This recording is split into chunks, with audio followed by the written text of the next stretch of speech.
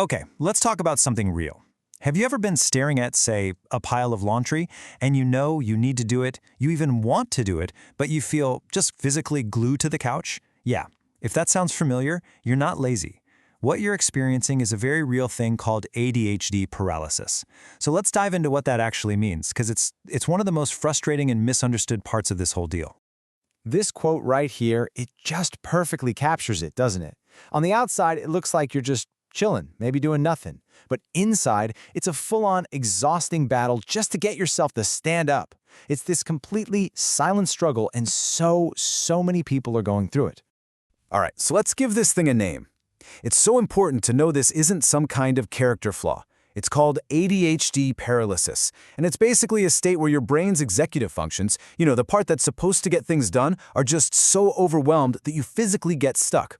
And the key things to remember here, the most crucial part, is that it's neurological. It is not a choice. And that brings us to what I like to call the couch potato illusion. It's that huge gap between what other people see, someone just lounging around, and what's actually happening on the inside, which is this intense feeling of being completely and utterly stuck. This is probably the most important thing for anyone to understand, whether it's happening to you or someone who goes through it. It's not that you won't do the thing, it's that you literally can't. The desire is there, the need is definitely there, but the connection, the ability to turn that thought into action, is just temporarily offline. It can honestly feel like you're trapped inside your own body. And because this whole battle is invisible, right? No one else can see it, it gets hit with all these labels. You hear things like, "You're just lazy," or "If you just applied yourself," or, my favorite, "You just need to try harder." And these phrases, they're not just unhelpful, they're actually damaging. They completely miss the point, and they put all the blame on the person instead of on the actual neurological condition. So, okay, why does this happen? What's going on in the brain? Let's get into the mechanics of it. The best way I've found to think about it is to picture your brain as a kind of control panel. But yeah, for a brain with ADHD, that control panel, it works a little differently. This comparison is just a perfect way to picture the difference. So for a neurotypical brain, starting a task is kind of like flipping a single clear switch. You flip the laundry switch, and boom, the process gets going. But for the ADHD brain, it's way more like that control panel on the right. Imagine dozens of buttons, and every single one is blinking with the same top priority red alert urgency. So do the laundry is flashing right next to reply to that email, which is next to I should drink some water, and, I absolutely must research the entire history of medieval catapults right now. So what happens when your computer has like 50 tabs open and they're all trying to play videos at the same time? It crashes, right? It just freezes up. Well, that is exactly what's happening in the brain. It's a total system overload. And to protect itself from this massive wave of signals, it just hits the emergency pause button. It freezes. And there's a biological reason for this too. It's not just in your head. The ADHD brain often has something called dopamine dysregulation. Now, dopamine is that chemical that's all about motivation and reward. So when you look at a big task, like clean the kitchen, a neurotypical brain might get a little hit of, ooh, this is going to feel good when it's done. But the ADHD brain, it just sees 20 overwhelming steps, gets 0 reward signals, and its natural response is to just, nope, avoid, flee.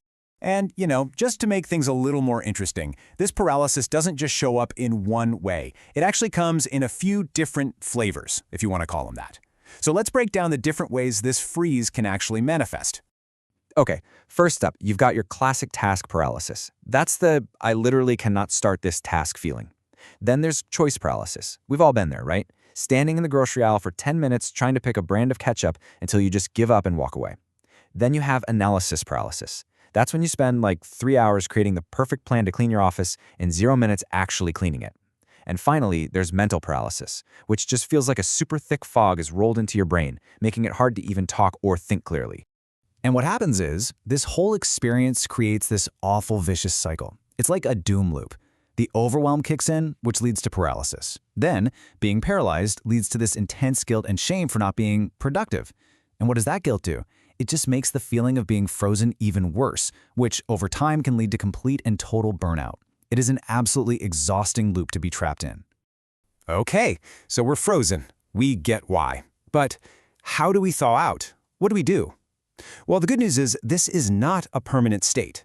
There are real, practical, and most importantly, shame-free strategies we can use to gently get our brains back online. So let's talk about 3 simple rules to get your brain back online. Rule number 1, make the task ridiculously small. I mean, laughably small. Don't think clean the kitchen. Think throw away 1 piece of trash. The only goal here is to break that inertia. Step 2, outsource your brain. Use external stuff like a timer or a simple checklist to make the decisions for you. Let something else be the boss for a few minutes. And step 3, and this is the big one, you have to kill the shame. Your control panel isn't broken, it's just temporarily overloaded. You are not the problem. And this quote, this is the perfect way to think about it. You aren't a lazy person, you are an exhausted person whose battery is on 1%.